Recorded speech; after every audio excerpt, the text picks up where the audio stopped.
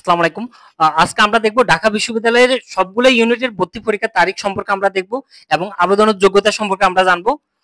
তো প্রথম আমরা যেটা জানি যে ঢাকা বিশ্ববিদ্যালয়ে কিন্তু আমাদের ভর্তি পরীক্ষার তারিখ কিন্তু 2 মাসের মতো আগানো হয়েছে এবং সেক্ষেত্রে আমরা যেটা জানি যে আমাদের ঢাকা বিশ্ববিদ্যালয়ে ভর্তি পরীক্ষা হবে নভেম্বর মাসের শেষের দিকে এবং ডিসেম্বরের মোটামুটি ভিতরে কিন্তু পুরোটা কমপ্লিট হয়ে যাবে। তো সেক্ষেত্রে আমরা সবগুলো ইউনিটের সম্ভাব্য যে তারিখ আর আবেদনটা কিন্তু অক্টোবর মাসের শেষ সপ্তাহে সার্কুলার দিয়ে দিবে এবং আবেদন শুরু হয়ে যাবে। তো সেক্ষেত্রে আমরা 25-26 অক্টোবর যদি আমরা আবেদন শুরু করি, সেটা হয়তো নভেম্বর মাসের 10 তারিখ পর্যন্ত বা 8 তারিখ পর্যন্ত আমরা আবেদন করতে পারবো।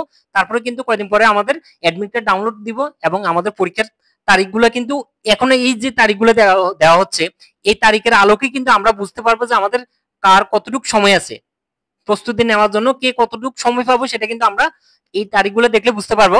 এবং বোর্ড সভায় কিন্তু এই তারিখগুলো উঠবে। সাধারণত বোর্ড সভায় যেটা উঠে এটা কিন্তু খুব একটা পরিবর্তন হয় না। তারপরও যদি পরিবর্তন হয় তাও সেটা খুব বেশি ব্যবধান হবে না, সামান্য পরিবর্তন হবে এখান থেকে। তো এই ক্ষেত্রে আমরা জানি যে ঢাকা বিশ্ববিদ্যালয়ের প্রথম পরীক্ষা আইবিএ দিয়ে শুরু হবে, সেটা আমাদের এই 2025 সালের 28 নভেম্বর থেকে শুরু হবে। আর সার্কুলার পরীক্ষা হবে 29 নভেম্বর।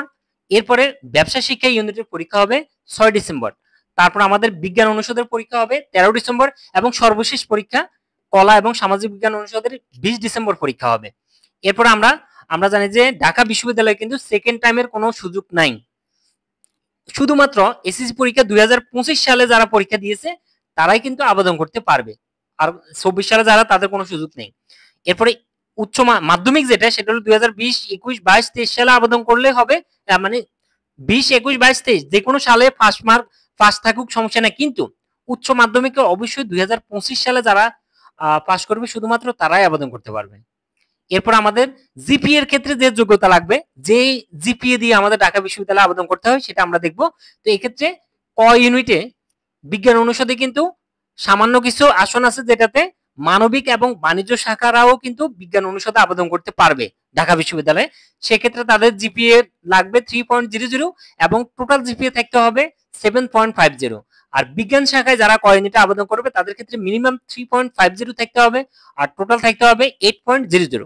এরপর আমাদের খ ইউনিটে কলা অনুষদ, যেটা কলা অনুষদের ক্ষেত্রে বিজ্ঞান শাখা থেকে যারা আবেদন করবে তাদের মিনিমাম জিপিএ লাগবে 3.50। আর এসএসসি মানে মাধ্যমিক এবং উচ্চ মাধ্যমিক মিলে তাদের টোটাল জিপিএ থাকতে হবে 8.00। আর মানবিক এবং বাণিজ্য শাখা থেকে যারা আবেদন করবে খ ইউনিটে তাদের ক্ষেত্রে মিনিমাম জিপিএ থাকতে হবে 3.00 আর টোটাল জিপিএ 7.50 থাকলে আবেদন করতে পারবে। এরপরে গ ইউনিট বিজনেস স্টাডিজ, যেটা সেক্ষেত্রে বিজ্ঞান শাখায় যদি আবেদন করে তাহলে মিনিমাম জিপিএ লাগবে 3.50 আর টোটাল হলো 8.00 থাকতে হবে। বাণিজ্য এবং মানবিক শাখার ক্ষেত্রে মিনিমাম 3.00, টোটাল হলো 7.50। এরপরে হলো 6 ইউনিট, যেটা চারুকলা ইউনিটে কিন্তু অল্প জিপিএ দিয়ে আবেদন করা যায়। সেক্ষেত্রে মিনিমাম 3.00 থাকলে হবে সকল শাখার, আর টোটাল থাকতে হবে 6.50 থাকলেও আবেদন করা যাবে। আর আইবি এর ক্ষেত্রে হলো সবাই আবেদন করতে পারবে। এক্ষেত্রে minimum GPA science, arts, commerce সবারই কিন্তু মিনিমাম 3.50 থাকতে হবে এবং টোটাল 8.50 থাকতে হবে আইবিএ তে আবেদন করার জন্য। এটা ছিল আমাদের ঢাকা বিশ্ববিদ্যালয়ের ভর্তির তারিখ এবং সকল আপডেট। নেক্সট কোনো আপডেট আসলে সেটা আমরা জানাবো। আর কারো কোনো কমেন্ট থাকলে সেটা কমেন্ট করলে আমি রিপ্লাই দিব। ধন্যবাদ। আসসালামু আলাইকুম।